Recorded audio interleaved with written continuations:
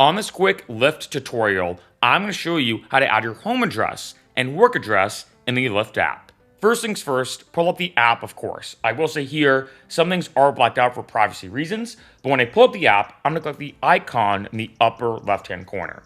Then, when the menu bar opens up, I'm going to go all the way down to the bottom and click Settings.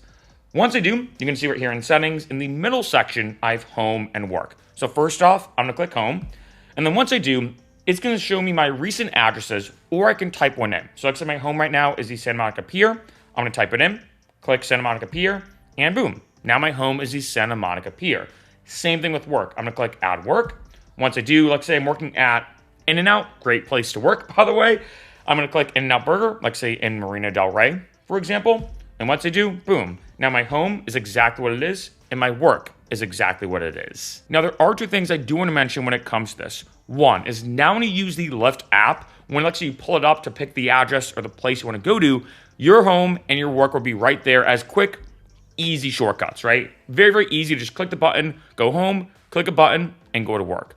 Secondly, is this does not affect the amount you're going to pay per ride. It's not like by putting in your home and your work address, it's going to give you discounts or you get bonuses or perks or anything.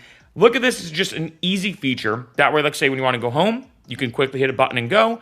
And let's say when you go to work, you can quickly hit a button and go. That being said, Lyft just announced their Lyft price lock, which basically means if you go to and from the same place, let's say all the time, let's say home to work and work back to home, for $3 a month, you can lock in a price.